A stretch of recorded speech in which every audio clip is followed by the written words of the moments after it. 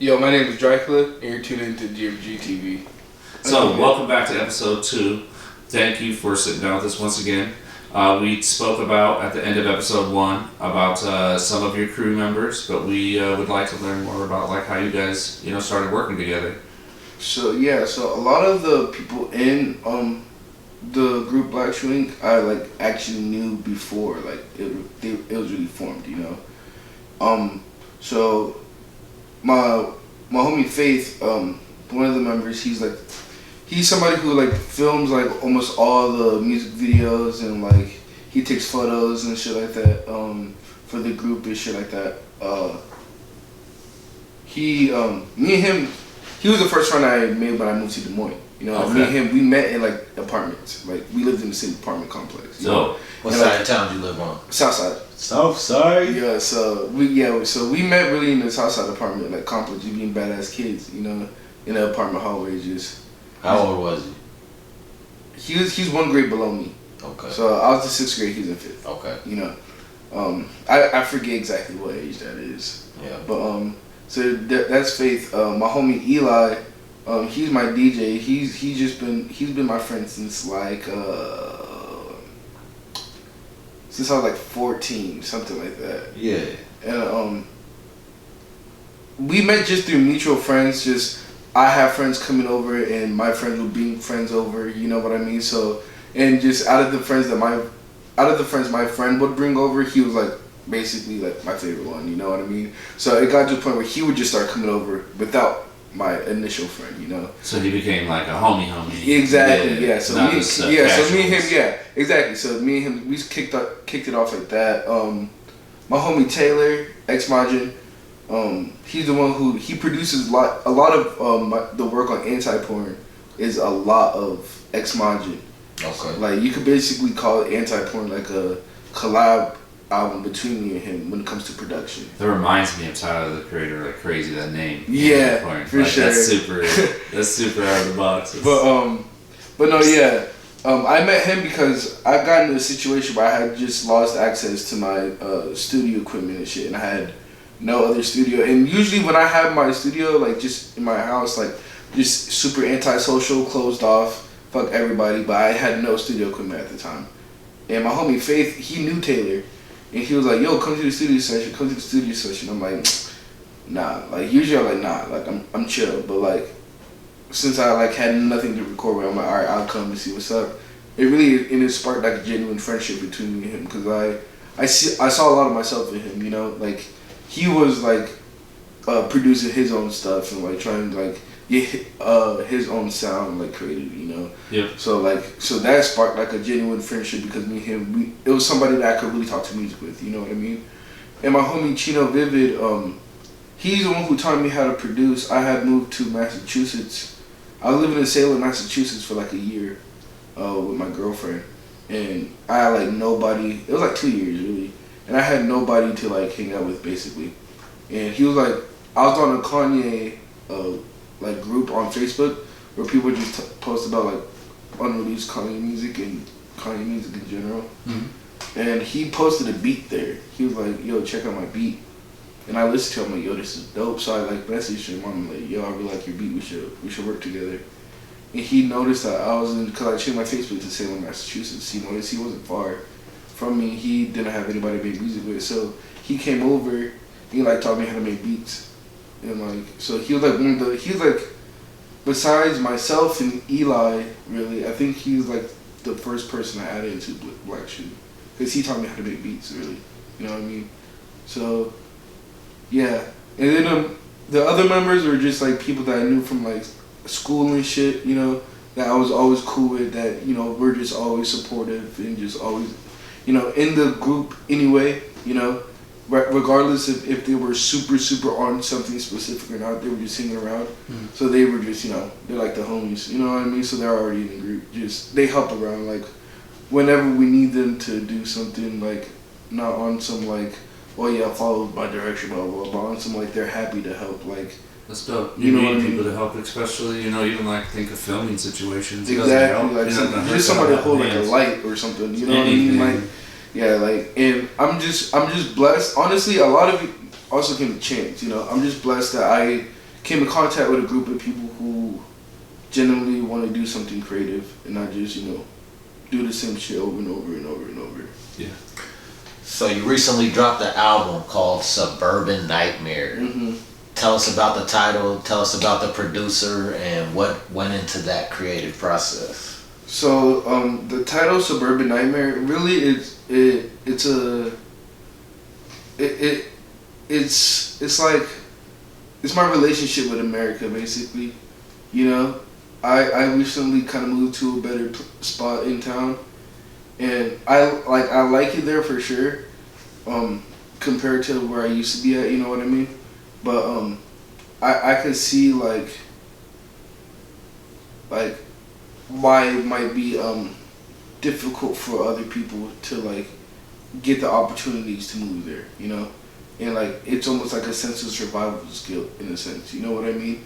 And so Suburban Nightmare is like it's like being in a place that like I don't know if you guys ever heard of a term called I think it's falsity arrival falsity or something like that. I forget. I might be butchering it, but it's basically like when you reach a destination or something that you've been striving for, and when you get there, it's like anticlimactic almost. Like you're like, okay, now what? Almost. That's kind of what Suburban Nightmare feels like. It's like once you like kind of move out, like once I moved out the ghetto, I was almost scared that I would lose the hunger of being an artist and that. So it's a lot of meanings behind Suburban Nightmare, but it's just my like in the grand scheme, it's just my relationship with America, my relationship with Middle America, specifically in the Midwest and suburban culture. All the houses look the same. Picket fence, same two people married with two like one daughter, one son type. Just the American dream. Like basically, like I'm just basically taking a riff off of that. Yeah. So who handled most of the production on Suburban Nightmare? That was mostly me. I think I had help. I think my homie Astora, Zach, he helped on the first part of what's the song called? Stockholm. There's a beat switch on Stockholm. He produced the first half. And I'm trying to think. I know the homie Taylor, ex-Madrid, helped with something. I think he helped on the beat Forest Creek Drive. Okay. So I think he helped with production on that. But besides that, it was all me. What's your favorite record on the album?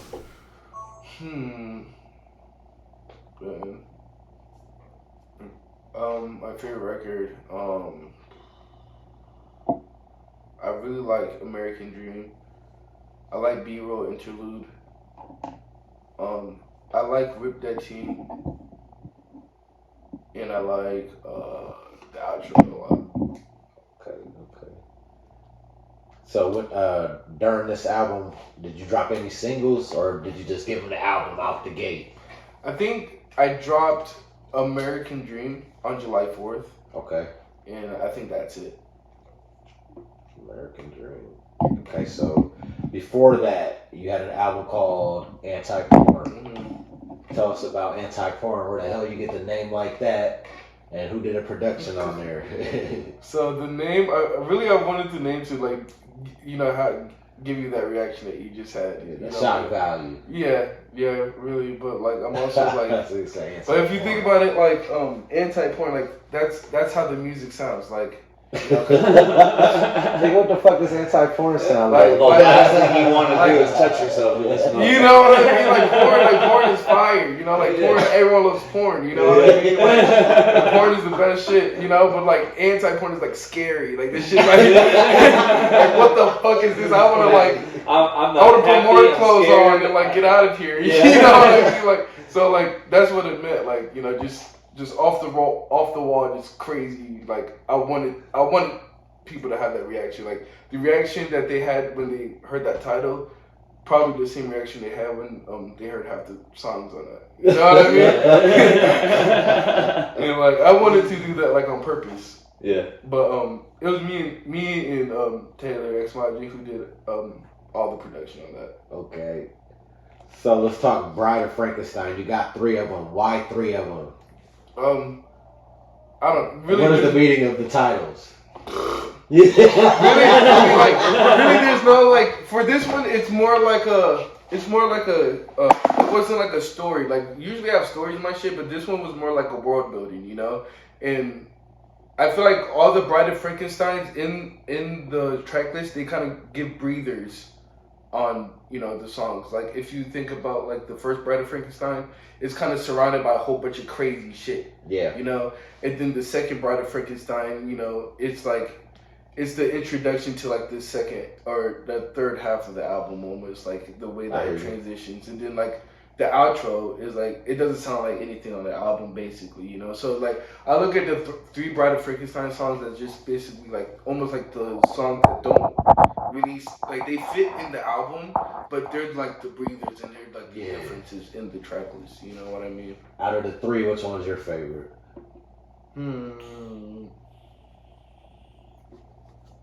I really like. I really like the third one with Desi with the Crush on You flip. Yeah, that's for sure. Too. That's as hard as fuck, man. Yeah. I don't remember where I was. Maybe it was Lefties. I seen you. Yeah, Lefties. I seen y'all do that shit live, and I'm like, oh yeah, they on to something right there. Yeah, yeah. So Anti-Porn, what's your favorite record on there? There's a song called Baphomet where I'm playing the guitar on it, and it's like some like punk rock shit, and then like it's punk rock like with my guitars on it, and then I have like these crazy synths going crazy on it, and I have like normal like punk rock drums, and then there's like a trap drum like drop on it. Yeah. And like it turns into like a trap beat like with those guitars, and it turns back into a normal punk song at the end. Dope as fuck. And then I have this other song called Find the Rain. And I sampled a song on that. The same, I don't know, you know the song Bound 2 by Kanye? Not off tops. There's a song called Bound 2 by Kanye, and there's a song called Bound 2 on Kanye, and there's a song called A Boy Is a Gun by Tyler the Creator. And they sampled the same song. Okay. So I sampled that same song just on a different part, you know. So yeah, if you listen to that original song, like you'll hear like the Kanye part of the sample, then the Tyler part of the sample, and then my part of the sample. Like what's the name of that track? I forget. It's some really really old song.